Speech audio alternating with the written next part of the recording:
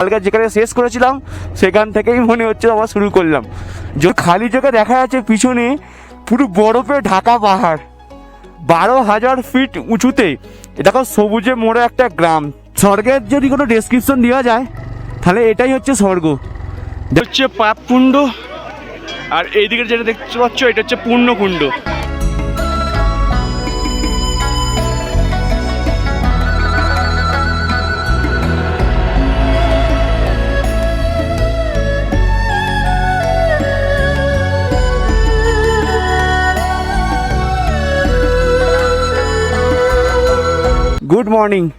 Good morning from Mustang. ঘড়িতে সময় এখন 6:45 নেপালি সময় হিসাবে, আর আমরা বেরিয়ে পড়েছি টুয়ার্ডস মুক্তিনাথ। জাস্ট হোটেল থেকে বেরিয়ে যাচ্ছি এখন মুক্তিনাথ দর্শন করতে। বেশ ভালো একটা ঘুম হওয়ার পরে যাচ্ছি আমরা মুক্তিনাথের উদ্দেশ্যে। জয় বাবা মুক্তিনাথ, হর হরে শম্ভু। আর একদম হোটেলের সামনে থেকে অফরোড আবার শুরু। কালকে যেখানে শেষ করেছিলাম সেখান থেকেই মনে হচ্ছে আবার শুরু করলাম। যদিও মুক্তিনাথের রাস্তা খুব ভালো, জাস্ট এখান থেকে 5 কিলোমিটার রাস্তা একটু অফরোড, বাট মুক্তিনাথের রাস্তা ভালো। তবে একটা জিনিস সকালবেলা দেখে একটু ভয় পেয়েছিলাম, সেটা হচ্ছে যে আকাশে প্রচণ্ড মেঘ। তবে সকালবেলা যেরকম মেঘ ছিল মানে 5:30টার সময়, এখন 6:45টার সময় মেঘ কিন্তু অনেকটাই কেটে গেছে। ঝিরঝির বৃষ্টি হচ্ছিল সবে, বাট এখন ঠিক আছে। এখন গাড়ির স্পিড বাড়াচ্ছি না, কারণ কোল্ড স্টার্টও দিইনি। টেম্পারেচার কিন্তু 700 করছে এখন সকালবেলা। কালকে রাতে 5-এ নেমে গেছিলো। তো একটা জিনিস ভালো হয়েছে, যেটা আমরা ভয় পাচ্ছিলাম যে মাইনাস টেম্পারেচার নেমে যাবে, বাট মাইনাস টেম্পারেচার নামেনি, কারণ বৃষ্টি হয়নি 2 দিন ধরে। নয়তো তার আগে আমি শুনেছিলাম আগের সপ্তাহে নাকি রেগুলার -1 -2 নেমে যাচ্ছিলো, যেহেতু বৃষ্টি হচ্ছিল। জাস্ট হোটেল থেকে বেরিয়ে 500 মিটার ওই খাড়ার রাস্তা ছিল, আর তারপর দেখো কি রাস্তা পেলাম, পুরো টারম্যাক। আর সামনের পাহাড়টা দেখে কি মনে হচ্ছে না, বড় মানে সে হয় না পিঁপড়ের বাসা, পুরো পিঁপড়ের বাসা বলে মনে হচ্ছে, বড় একটা পিঁপড়ের বাসা আর কি।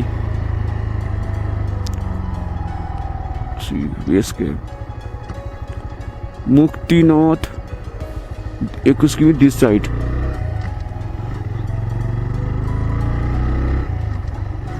কাকবেনি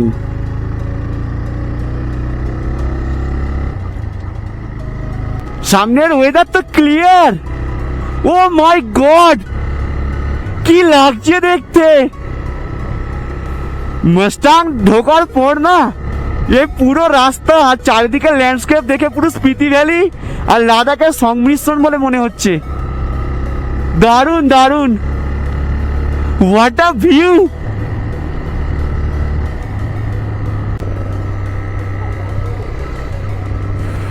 দেখো সামনে পড়বে কাকবেনি, নিচের দিকে নেমে যাচ্ছে কাকবেনি, আমরা উপর দিকে উঠে যাবো মুক্তিনাথের দিকে। আর এই নিচে হচ্ছে লো মানথাং, দেখো লেখা আছে লো মানথাং, মানে এটা আপার মাস্টাং। এই নিচের রাস্তাটা এটা আপার মাস্টাংয়ের রাস্তা, আমরা উঠতে যাবো উপর দিকে। দোয়ালপা লো মানথাং দেখাচ্ছে নিচের দিকে। এই আপার মাস্টাং যাওয়া নিয়ে একটু বলে দিচ্ছি, আপার মাস্টাং যাওয়া কিন্তু খুব কস্টলি। মানে আমি যতটা জানি যে 45 থেকে 50 হাজার টাকা এক্সট্রা খরচা হয় আপার মাস্টাং যাওয়ার জন্য। এইটা হচ্ছে আপার মাস্টাংয়ের সাইড, আর আমরা যাচ্ছি কিন্তু এইটা কিন্তু আমরা আছি লোয়ার মাস্টাংয়ে। মুক্তিনাথ বলো, মুক্তিনাথটা কিন্তু লোয়ার মাস্টাংয়ে, ওই সাইডটা হচ্ছে আপার মাস্টাং। ওটা একদম চায়নার বর্ডার চলে যাচ্ছে, আর আমরা যাচ্ছি মুক্তিনাথের দিকে। Way to Muktinath.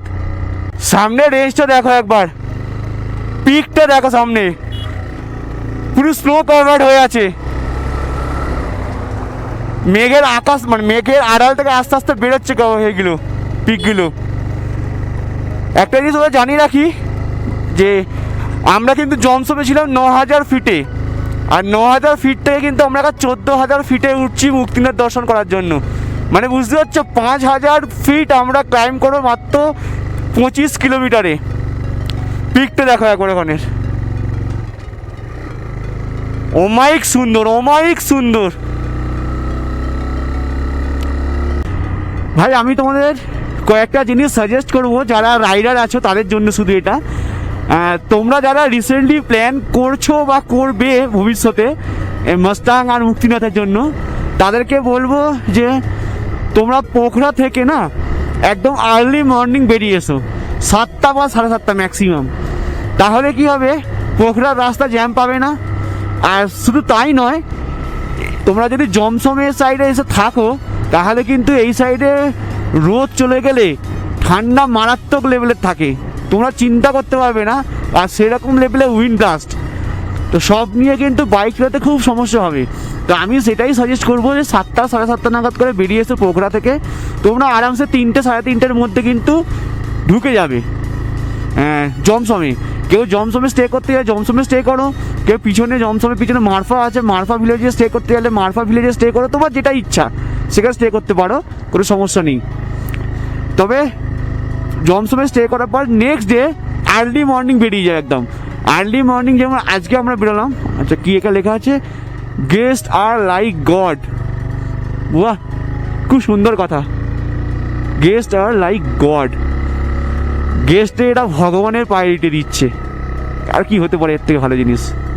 হ্যাঁ, যেটা বলছিলাম, তো নেক্সট ডে তোমরা কী করবে, মুক্তিনাথে যখন যাবে একদম আর্লি মর্নিং বেরিয়ে এসো। Early morning in the sense 7টা ম্যাক্সিমাম, 7টা নেপালি টাইম বেরিয়ে আসলে কী হবে, তোমরা রাস্তা ফাঁকা পাবে মুক্তিনাথের জন্য। কারণ মুক্তিনাথে যাওয়ার কিন্তু রাস্তায় ভালো জ্যাম থাকে। তো তোমরা যদি সকাল সকাল বেরিয়ে আসো জ্যামটা ফেস করতে হবে না। আর তাড়াতাড়ি তোমরা মুক্তিনাথ দর্শন করে ব্যাক করে যেতে পারো জমসম বা মারফা। আবার ওখান থেকে লাগেজ তুলে নিয়ে কিন্তু তোমরা সেম ডে পোখরা চলে যেতে পারবে। সেখানে কি হবে, তোমার মুক্তিনাথ দর্শন করা হবে, প্লাস একটা দিন তোমার সেভ হবে। তুমি সেটা পোখরা যেতে পারো, পোখরায় গিয়ে স্টে করতে পারো, আর পোখরা থেকে আরও একদিন এক্সট্রা নিয়ে পোখরার সাইট সিন করতে পারো, খুব ভালো হবে তাহলে। কারণ সত্যি কথা বলছি, এই জমসমে সেরকম কিছু নেই দেখার মতো। মারফা ভিলেজটা একটু ঘুরে দেখতে পারো। আর শুধু তাই নয়, এই জমসম বলো বা মারফা বলো খুব কিন্তু কস্টলি, খুবই কস্টলি। কারণ এখানে ট্রেকিংয়ের জন্য ম্যাক্সিমাম টাইম ফরেনাররা আসে, আর ফরেনারদের জন্যই কিন্তু এইখানে খুবই কস্টলি, খুব। তো এই হলো সিচুয়েশান, তোমাদের বলে রাখলাম, মাথায় রেখো, এইভাবে করতে পারো যেরকম আমি করলাম বা আমি করছি এখনো পর্যন্ত। আর তোমার সাথে কথা বলতে বলতে দেখতেই পাচ্ছ আবার অফ রোড পেয়ে গেছি একটুখানি, বেশি নয়, 200 মিটারের প্রায় সামনে ভালো রাস্তা দেখতে পাচ্ছি। তবে একটা জিনিস বলবো যে ল্যান্ডস্কেপের কোনো কমতি নেই, দ্য আলটিমেট ল্যান্ডস্কেপ।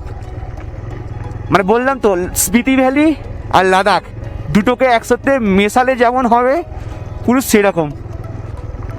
তবে হ্যাঁ, আর একটা জিনিসও তোমাদের একটু বলে দেবো যে মাস্টাং আজ থেকে 2 বছর আগে যেরকম ছিল, মানে সবাই যেটা ভাবতো যে মাস্টাং মানে বিশাল একটা ব্যাপার, হ্যাঁ অবশ্যই মাস্টাং খুবই টাফ রাইড। আমি এসছি কালকে, গা হাত তো সত্যি কথা খুব ব্যথা করে গেছে আমার, আজও সকালবেলা এখন কোমর ব্যথা, কোমর ধরে আছে। কিন্তু একটা জিনিস বলবো যে আগে সেই যে বড় বড় ওয়াটার ক্রসিং ক্রস করা সেইগুলো নেই, কেন অনেক জায়গায় ব্রিজ হয়ে গেছে, রাস্তা খারাপ আছে, বাট অনেক রাস্তা হয়েও গেছে। যে রাস্তাগুলো হয়ে গেছে সেই রাস্তা ভালো, আবার যে রাস্তা হয়তো আগে ভালো ছিল সেই রাস্তায় কাজ হচ্ছে, এরকম ব্যাপার। মানে যারা 2 বছর আগে এসছো মাস্টাংয়ে হয়তো ভাবলে হ্যাঁ এই রাস্তা খারাপ ছিল, এখনও খারাপ পাবো, সেটা না, সেই রাস্তা তো হয়ে গেছে। আবার উল্টোটাও হচ্ছে, সেই সময় হয়তো যে রাস্তা তোমরা ভালো দেখেছিলে সেই রাস্তা কিন্তু আবার কাজ চলছে, খারাপ হয়ে গেছে। কারণ পুরোটাই ল্যান্ডস্লাইড জোন, কখন ল্যান্ডস্লাইড হচ্ছে, রাস্তা খারাপ হয়ে যাচ্ছে, কিচ্ছু বোঝা যাচ্ছে না। তাই কথাটা একটু মাথায় রেখে দিও।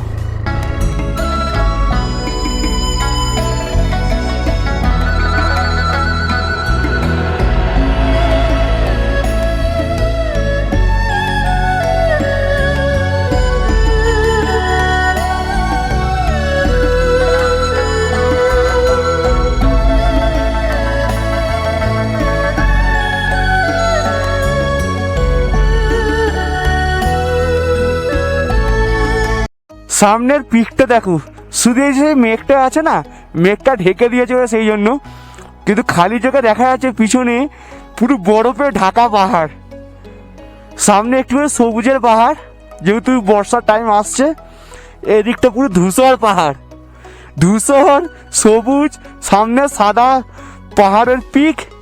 এই দিকটা দেখো, এরকম সৌন্দর্য কোথায় পাবে আর, কোথায়? আমি যতই দেখছি মুগ্ধ হয়ে যাচ্ছি, মুগ্ধ হয়ে যাচ্ছি। এখন তো সবে ঘড়িতে বাজে 7:20, যখন ফিরবো যদি রোদ ওঠে তাহলে সৌন্দর্যটা আমি দেখাবো তোমাদের যে কি লাগছে দেখতে। This is the Atal crazy things यार।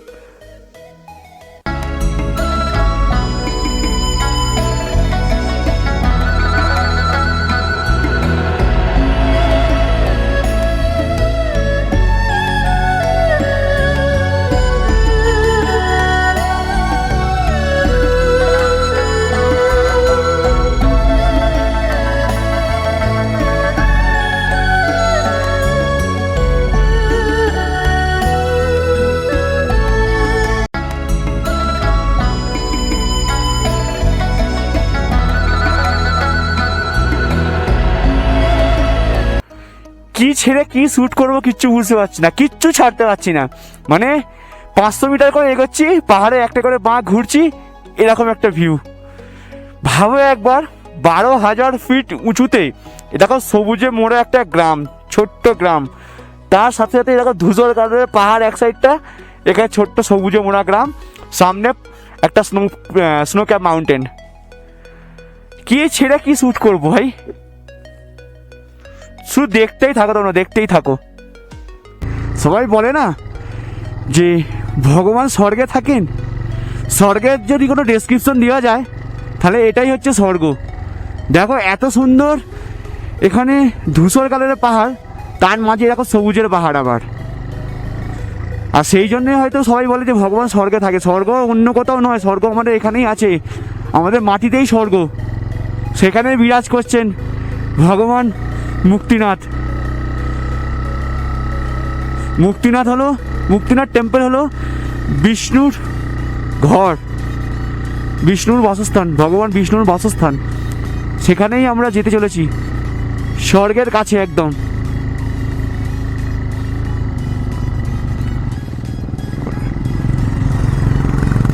গাড়ি 1 নম্বর গিয়েছে, উঠছেই না। তবে হ্যাঁ, এই জায়গায় আসতে গেলে কিন্তু কষ্ট করতে হবে বস। সবাই বলে না ভগবানকে পাওয়া কি এত সোজা, সত্যি তাই, ভগবানকে পাওয়া এত সোজা নয়। ভগবানকে পেতে গেলে কষ্ট করতে হবে। কালকে আমার গা হাত পা যেরকম লেভেল ব্যথা করেছিল, যা অবস্থা হয়েছিল, সে শুধু আমিই বুঝেছি।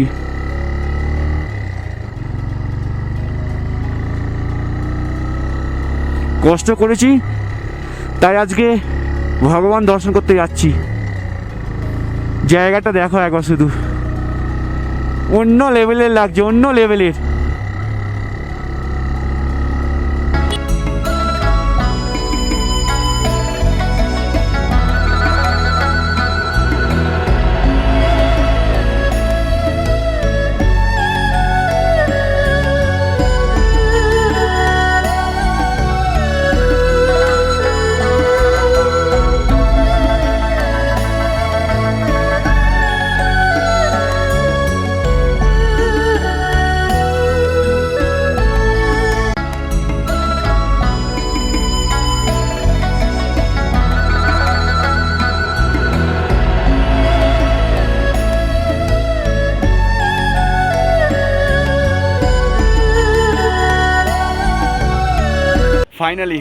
Finally we have reached in Muktinath temple.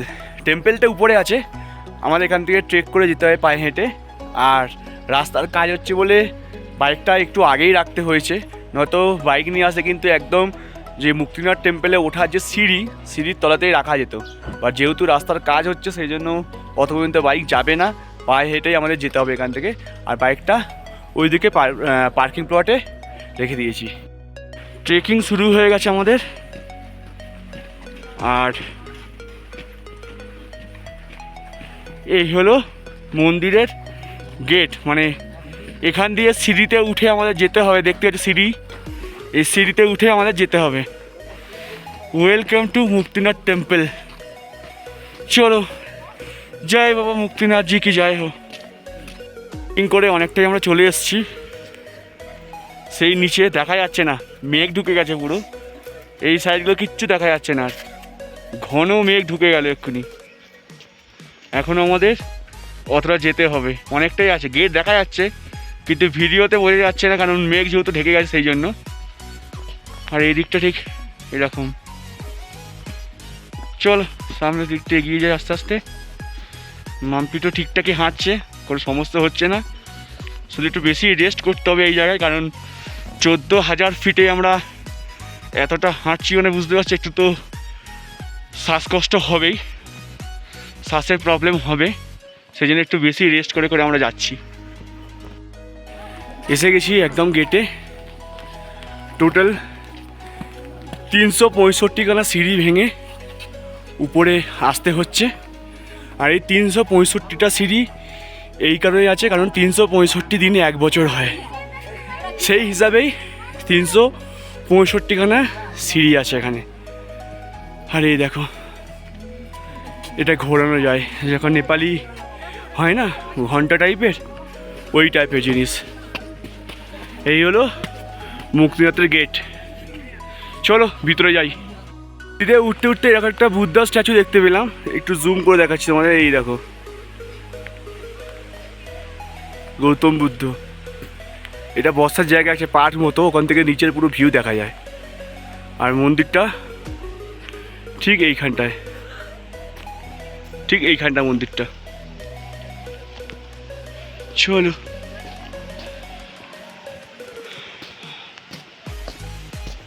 পিছনের যে গেটটা দেখালাম, ওই গেট থেকেও আরও একটুখানি সিঁড়ি উঠতে যাচ্ছে। এটা পুরোটাই মন্দির চত্বর, কিন্তু মন্দিরের মধ্যেই পড়ছে। দেখো কটা ঘন্টা আছে।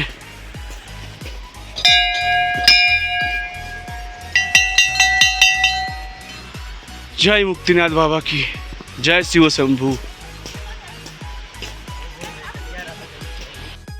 একদম মুক্তিনাথ টেম্পলের সামনে, এই হলো মুক্তিনাথ টেম্পল। বৃষ্টি কিন্তু শুরু হয়ে গেছে, আর চারপাশটা হচ্ছে এরকম দুটো কুণ্ড। দেখো এটা হচ্ছে পাপ কুণ্ড, আর এইদিকে যেটা দেখতে পাচ্ছ এটা হচ্ছে পুণ্যকুণ্ড। সবাই বলে যে প্রথমে পাপ কুণ্ডে স্নান করে তারপর এই পুণ্যকুণ্ডে স্নান করতে হয়, তারপরে তোমাদের যা মনোকামনা সব মন্দিরের ভিতরে গিয়ে পুজো দিয়ে পুজো দিতে পারো, সমস্ত মনোকামনা পূর্ণ হবে, এটাই কথিত আছে। আর চারিদিকের ভিউটা ঠিক এরকম। বৃষ্টি বাড়ছে, আমাদের তাড়াতাড়ি নিচে নেমে যেতে হবে এবার। মুক্তিনাথ টেম্পল থেকে আমরা নিচে নামলাম সিটি থেকে, আর নেমে নিচে একটা হোটেলে, যেখানে আমরা লাগেজপত্র রেখে গেছে, লাগেজ মানে হেলমেট, মানে জ্যাকেট, মানে রেনকোট, ব্যাগ এসব রেখে গেছিলাম। ওখানে এসেছি, এখানে এসে ব্রেকফাস্ট করবো আমরা। অলরেডি আমরা টোস্ট ব্রেড, মানে টোস্ট বাটার জ্যাম আর চা অর্ডার করেছি। ব্রেকফাস্ট করবো, করে চলে যাবো জনসনের দিকে। ওখানে আমাদের লাগেজ আছে, লাগেজ গাড়িতে তুলবো, আবার বেরিয়ে যাবো পোখরার দিকে। তবে একটা কথা বলি, হঠাৎ করে বৃষ্টিটা এসে গেল, আর বৃষ্টি আসার পর অবস্থা একদম খারাপ। এই হাত দেখতে পাচ্ছ, হাত এখন আমি নাড়তে পারছি, যখন নিচে আসলাম তখন হাত নাড়তে পারছিলাম না। গরম জলে হাত চোয়ালাম, তারপর হাত নাড়তে পারলাম। মানে এতটাই খারাপ সিচুয়েশান হয়ে গেছিলো। 7 ডিগ্রি শো করছিল যখন আমরা উঠছিলাম, তখন বৃষ্টি ছিল না। আর হঠাৎ করে বৃষ্টি নামার সাথে সাথেই টেম্পারেচার হট করে ফল করে গিয়ে এখন 3 ডিগ্রি শো করছে। তো যাতার লেভেলের ঠান্ডা একদম। তো যাই হোক, এত ঠান্ডা আমি আগে ফিল করিনি। আচ্ছা হওয়ার কথা, কেন 14,000 ফিটে তো ঠান্ডা থাকবেই, বাট এরকম হঠাৎ করে ফল করবে আমরা বুঝতে পারিনি। আর যেহেতু বৃষ্টি হচ্ছে, আমরা কিন্তু গ্লাভস পরতে পারিনি, আর গ্লাভস পরতে পারিনি বলে হাত পুরো ফ্রিজ হয়ে গেছিলো। তো যাই হোক, এই হলো আপডেট। ব্রেকফাস্ট করি, ব্রেকফাস্ট করে তারপর বেরিয়ে যাবো জমসমের দিকে। ঠিক আছে, দেখো মাম্পির ঠান্ডায় পুরো জবুতবু হয়ে গেছে। মাম্পিরও হাতের একই অবস্থায় পুরো ফ্রিজ হয়ে গেছিলো, গরম জলে হাত চুপিছে। মাম্পি বলবে ওর এক্সপিরিয়েন্স কেমন হলো মুক্তিনাথ দর্শন করে। এক্সপিরিয়েন্স তো আমরা হোটেল থেকে বেরিয়েছি 7:45, তারপরে খুব ভালোভাবে চলে এসেছি 8টায়, মানে ভাবিনি এত তাড়াতাড়ি চলে আসবো। রাস্তা খুব সুন্দর, রাস্তা খুব দারুণ রাস্তা। দারুণ রাস্তা। অফরোড তো থাকবেই পাহাড়ে, যদি এখন বলি যে দারুণ রাস্তা হাইওয়ে, সেটা তো হয় না। যাই হোক, তো তারপর এখান থেকে হাঁটা শুরু করলাম। হাঁটতে যখন শুরু করলাম তখন মনে হচ্ছে কখন আসবে। তো প্রচন্ড সাফোকেশন। 365টা সিঁড়ি, হ্যাঁ 365টা সিঁড়ি, সেটা পরে জানতে পেরেছি, কিন্তু আগে থেকে তো জানতে পারছি না। আগে থেকে ভাবছি কোথায় গিয়ে দাঁড়াবে। তো সেই ডং ভ্যালির কথা মনে পড়ছে। হ্যাঁ দেখে, আর তার মধ্যে আরো বেশি হচ্ছে মানে কাউকে জিজ্ঞেস করা হচ্ছে না। মানে আমরা অনেকবার বলেছি জিজ্ঞেস করছে না। তো উপরে পতাকা লাগানো আছে, বলছে ওইখানে যেতে হবে। আমার তো দেখেই মানে আরো মনে হচ্ছে সাসপেনশন হচ্ছে, আরো মাথা ঘুরছে। মাম্পিকে পাহাড়ের উপরে অনেক পতাকা লাগানো আছে, তো হঠাৎ করে মাম্পিকে দেখিয়ে বলছি সেই দেখো সেইখানে উঠতে হবে। মাম্পি দেখে না ভয়ে দাঁড়িয়ে গিয়ে ভাবছি কেন এলাম আমি এখানে। না যাই যাই হোক ফাইনালি মানে তাও হাফ গেছি, তখনও বলছি জিজ্ঞেস করো কাউকে, একজন বলছে হ্যাঁ ও মানে সামনেই আছি, তাও আমার বিশ্বাস হচ্ছে না, কারণ একটা মন্দির, এত বড় মন্দিরে তার একটু চূড়া তো দেখা যাবে, কিছু দেখা যাচ্ছে না। এবার হ্যাঁ যদিও মেঘ করেছিল, আর দেখলাম যে মন্দিরটা খুব বিশাল বড় না, মানে উঁচু না, তাই জন্য দেখা যাচ্ছিল না। যাই হোক তারপরে ফাইনালি যখন শুনলাম যে 365টা সিঁড়ি, তখন গিয়ে উঠলাম, যখন গেট দিয়ে ঢুকেছি, ঢুকার পরেও দেখছি মন্দির দেখা যাচ্ছে না, তখন ভাবছি যে কি 365 কি এখানটা থেকে শুরু হয়, তখন আমি আর নেই, ভাবছি এখান থেকে তখন অলরেডি বৃষ্টি শুরু হয়ে গেছে। তো হ্যাঁ ওখানে তখন অলরেডি বৃষ্টি শুরু হয়েছে, তখন যদি ওখান থেকে 365 শুরু হয়, আমি ওখানে শুয়ে পড়ো, বলে তুমি ঘুরে আসো, আবার আমি যাওয়ার সময় যাচ্ছি। তারপরে একজন ফাইনালি বললো যে এই জাস্ট মানে 100 স্টেপস এরকম একটা বললো, যে হ্যাঁ বলতে, তারপর তো বৃষ্টি শুরু হয়ে গেল, বৃষ্টিটাই হচ্ছে গন্ডগোল একটু করলাম, তাহলে আমরা ভালো উঠেছিলাম। তারপরে মন্দির দর্শন করে ফেরার সময় বৃষ্টিতে ভিজতে ভিজতে পুরো ঠান্ডায় পুরো মাথা খারাপ, এইরকম ঠান্ডা ফিল করে পুরো জমে গেছে, মানে হাত এরকম এরকম কিছু খুলতে পারছি না, মানে মানে গরম জলে হাত নাচে বলে হাত ফ্রিজ হয়ে থাকতো। এখন যাই হোক মানে ব্রেকফাস্ট করতে হবে। যাই হোক সত্যি তাই, মাম্পি একদম ঠিক কথা বললো, মানে আমি এরকম ঠান্ডা ফিল করিনি। হ্যাঁ ভেবেছিলাম যে এই হাইটে ঠান্ডা থাকবে, বাট মানে 7 ডিগ্রি টেম্পারেচার তো জমজমেও ছিল সকালবেলা যখন বেরিয়েছিলাম, তো তখন আমি ঠিক আছে মানে সয়ে গেছিলো, তাও কি গ্লাস পরেছিলাম, যখন উঠলাম তখনও ঠিক ছিল, কিন্তু বৃষ্টিটা হ্যাঁ সমস্যাটা হ্যাঁ সেটাই, মানে বৃষ্টির জন্য সমস্যাটা হয়েছিল, নাহলে যদি বৃষ্টি না হতো এতটা সমস্যা হতো না। সেটাই। আর একটা জিনিস খুব প্লাস পয়েন্ট, সেটা হচ্ছে আমাদের সাফোকেশন হয়নি, মানে ওই লেভেল শ্বাসকষ্টটা হয়, মানে হাঁটতে গেলে দম মানে দমের এ হচ্ছিল। আমাদের ওঠার সময় বৃষ্টিটা হয়নি, ওঠার সময় বৃষ্টি হলে একটু যে বসতে পেরেছি, সেই বসার জায়গাটা ভিজে, মানে বসার জায়গায় পেতাম না, সেটাই। তাও বসে বসে যেতে না একটা জিনিস কি, উপরে সিঁড়ি দিয়ে উঠতে গেলে আসতে চাও, মানে যদি কেউ অনেকেই হাঁটতে পারবে না, তবে বৈষ্ণব দেবী যারা বৈষ্ণব দেবী টেক করেছে তাদের তার থেকে অনেক অনেক ফার বেটার হ্যাঁ অনেক কম মানে রাস্তা, আর তাছাড়াও ঘোড়ার ব্যবস্থা আছে, আর ডুলি আছে। হ্যাঁ ডলি মানে অ্যাকচুয়ালি যেটা সব পালকি বলে, যদি পালকির মতোই, পুরো পালকি বলা যাবে না, একটা জাস্ট চেয়ার যেরকম হয় বসার চেয়ার, ওই চেয়ারে 4টে হ্যান্ডেল বাঁধা আছে, মানে বাঁশ দিয়ে বাঁধা আছে দুদিকে, বাস তুই চেয়ারে বসে আছো, হয়তো তোমাকে তুলে নিয়ে চলে গেল, এই টাইপের জিনিস আর কি, বাট জিনিসটা সেফ। হ্যাঁ সেফ। আর একটা জিনিস কি, হ্যাঁ ঘোড়াটা মানে আমাদের মানে বাইক আমরা এনেছি বলে আমরা ঘোড়া পিছন মানে আমরা আমাদের ঘোড়া নিয়ে হাফ চলে আসতে পেরেছি, কিন্তু যারা 4 চাকায় আসবে তাদের একটা পয়েন্টে এসে থামিয়ে দেবে, ওখান থেকে হ্যাঁ পার্কিং থেকে কিন্তু হেঁটে হেঁটে পুরোটা আসতে হবে এই পর্যন্ত, ঘোড়াতে করেই মানে প্রায় নাহলে 1 কিলোমিটার রাস্তা। হ্যাঁ কিন্তু ঘোড়া আবার সিঁড়িতে এসে নামিয়ে দেবে, ঘোড়া তো আর সিঁড়িতে উঠতে পারবে না, তখন যারা হাঁটতে পারবে তাদের জন্য শুধু বাইকে ছিলাম বলে আমরা এই রাস্তাটা বাইকে কভার করতে পেরেছি। ওরা ঘোড়া ভাড়া করেছিল, আমরা আমাদের ঘোড়া করে উঠে এসেছি। একদম এইটা মাম্পি সলিড কথা বলেছে একদম। চলে এসছে আমাদের ব্রেকফাস্ট, ব্রেড, জ্যাম, বাটার, চা খাবো, আর খেয়ে আধা ঘন্টার মধ্যে বেরিয়ে যাবো। একটু প্রাইসগুলো শোনাতে চাই আমি। এই দুটো টোস্ট হচ্ছে 150 টাকা, ওটা 150 নেপালি, 150 নেপালি। এই একটুখানি বাটার আর জ্যামটা হচ্ছে 50 টাকা, আর এই 1 কাপ চা হচ্ছে 100 টাকা। এই 1 কাপ চায় সেই গানটা আছে, এখান থেকেই উঠেছিল 1 কাপ চায় তোমাকে যাই 100 টাকা দিই।